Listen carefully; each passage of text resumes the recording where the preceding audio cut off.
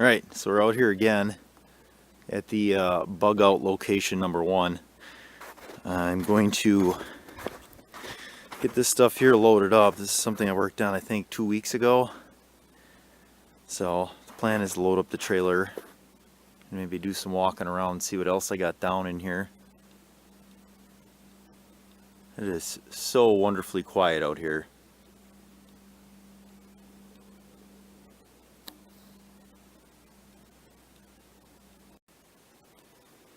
Alright, so I got another full load here. This is only oak. It's 11:04 and I got out here, it was 8:51 this morning. So everything that's on this trailer again, that was all moved by hand, most of it piece by piece. Some of the pieces I did roll, and I'll show you here. I'm going to do a walk through the woods today. This is the path here where I rolled quite a few pieces. Extremely warm today, about 40 or so, so the snow was sticking to the wood. I still got I got a couple pieces here I can't, those are frozen pretty solid. That's going to be a spring thing. And then that bigger piece that's right in front of us there, that piece, I can't get that to move. It's just too heavy. It's too heavy for me to lift, and I can't get it to roll, so I'm just leaving it there for now.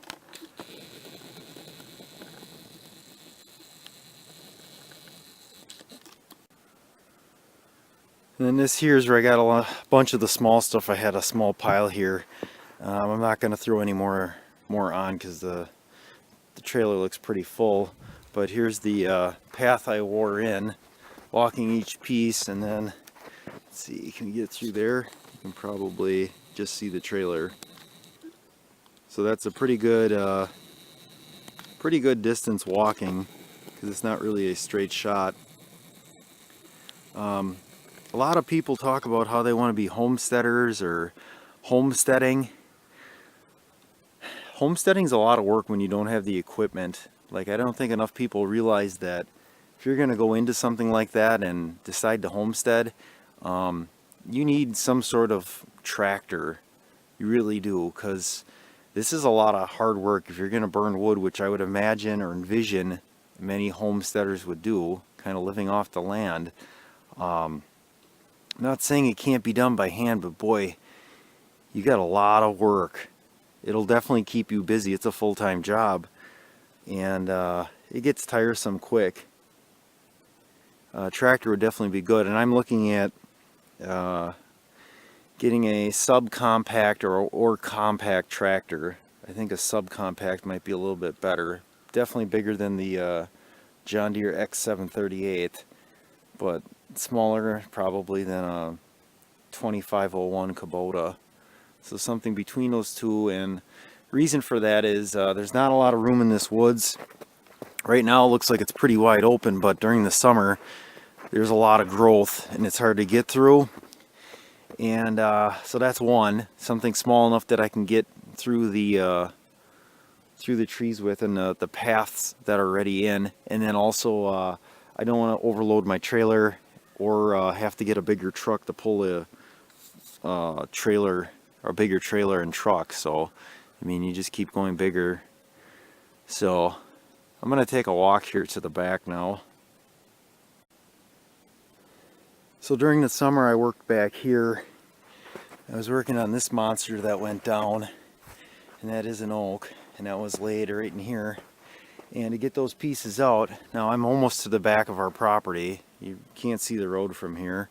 We use that Gorilla trailer, which is a little wagon with pneumatic tires, and we pulled all that to the front. And here it's not bad, there's elevation, but once you get to the front, or towards the front, it gets pretty level. It's pretty hard to pull some of these pieces, and there's still a couple pieces back here. They were monsters just to get on the that little cart, and there's still stuff back here that could be cut. So this is approximately 500 feet back. We can see, let's see, where is it? Here. You can see that orange, there's an orange marker back here. Straight ahead. There it is. So that orange marker there, that is where the pin is, the rebar or whatever, for the back of the property. And then anything that's marked in pink, that's also property line, or supposedly the property line. I know for a fact that orange marker is, because I took a metal detector and found the rebar that's pounded in the ground back there. So now I'm going to walk, this would be south. I'm going to walk south to the other end of the property, which would be approximately 1,100 feet. So I'm not there yet, but I just wanted to show you there's definitely some established trails in here with the deer. Everywhere I go on these trails, they've been smashing it down. Okay, so I stopped, I'm about halfway, headed south, and I thought I'd actually take you up in a deer stand here. So I didn't put this up, the previous landowner did. So it looks okay. I don't know. It seems to serve its purpose, which is right now nothing. Definitely feels rickety though. It's got a rope, I guess, so you don't fall down. But it definitely has some bounce when I'm up here. But what's some absolute great views of the area there. And you can see towards the back, so that would be the west of the property line. There's some good elevation, and that shows on all the maps I've looked at too. And this guy took some time putting in some nice trails in here. So, and there are deer. And you can see there's tracks in that trail there. That would be looking north, and then over this way we'd be looking east again towards the road. You can almost see the road from here. And then this would be looking south.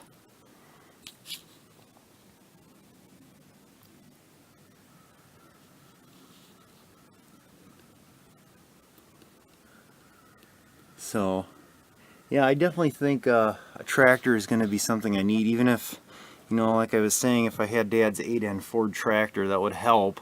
But something with those pieces there, it really would be nice to have a loader on the front that you could roll the pieces in and then take them to the front. Because it's right now, a lot of handwork to get them where they need to be. So, alright, I'm going to hop back down here in a second and continue south. I don't know if you can see that or not. Probably not, huh? Maybe you can. Somebody wrote up here, and then opening weekend 2011, 5 squirrel, 0 deer. That sounds about right. I wonder if this is a bullet hole or what that is.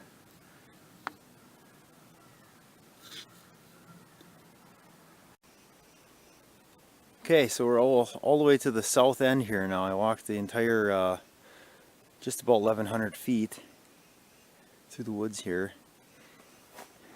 And this side of the woods follows this side road all the way down. But as you can tell, there's a lot of underbrush here. So like during the summer, from where that orange stake into this trail, which is, let's see if I can find it.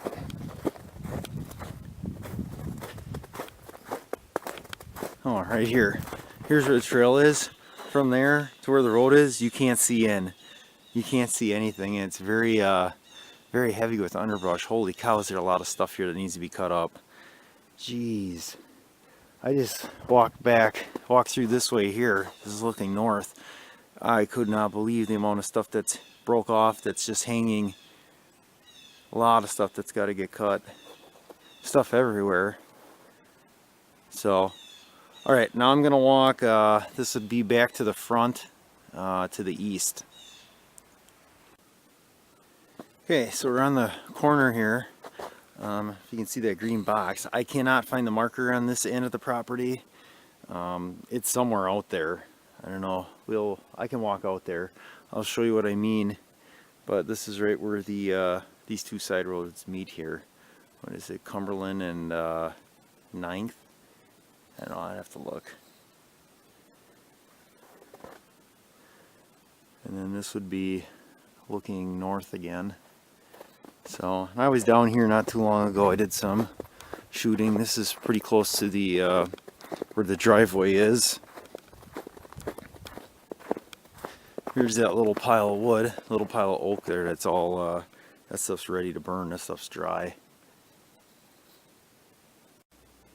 All right, so I was wrong. It's Cumberland Drive and 17th Avenue. I don't know why I thought it was 9th. But anyway, so somewhere out here in this vast lawn area here is where that end has to be. You can see if I zoom in, you can kind of see it. The truck is down all the way at the other end. There's where the truck is at.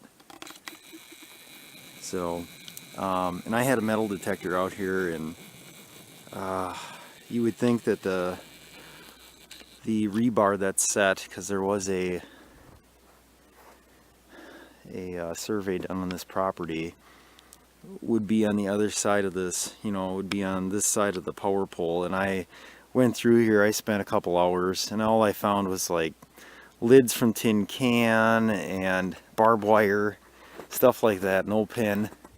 So I'm not quite sure. I don't think it's all the way into the woods, because the other pin down at the other end is basically where the power pole is.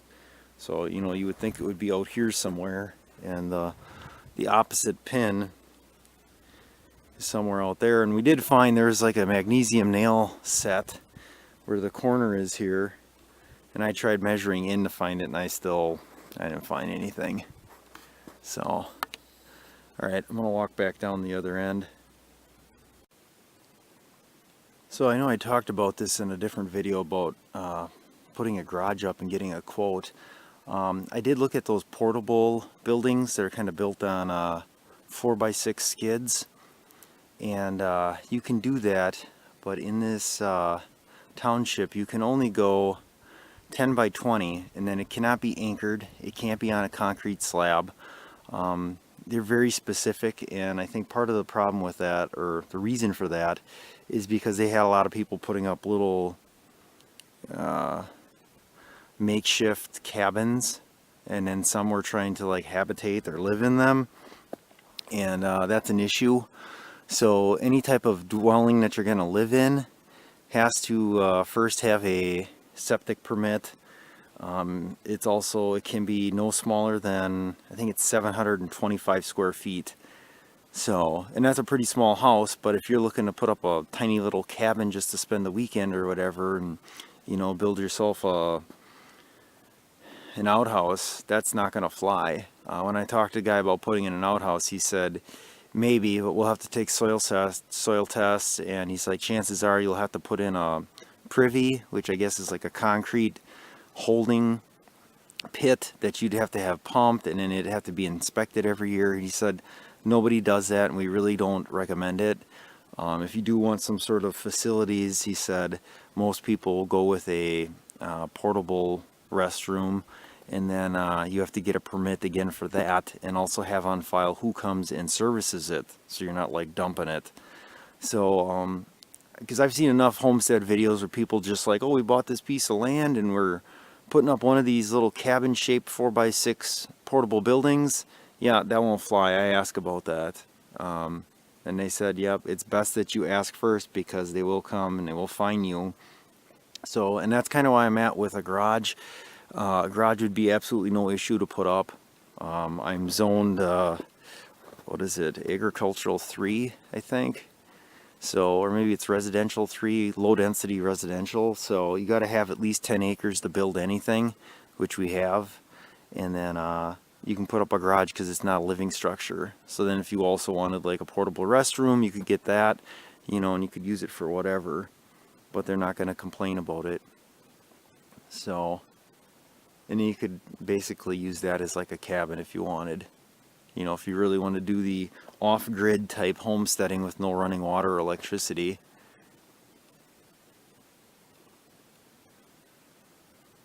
What a wonderful day today is. Nice and warm, super quiet.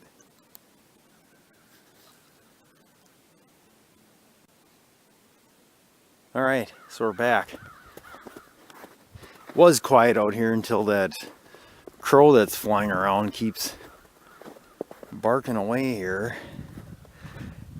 I don't know, hopefully it's just the way it looks, but it kind of looks like I got too much weight on the front. But I know with this trailer, every time I don't have enough tongue weight, it really gets squirrely. So, alright, well, I'm going to wrap it up here, head on back.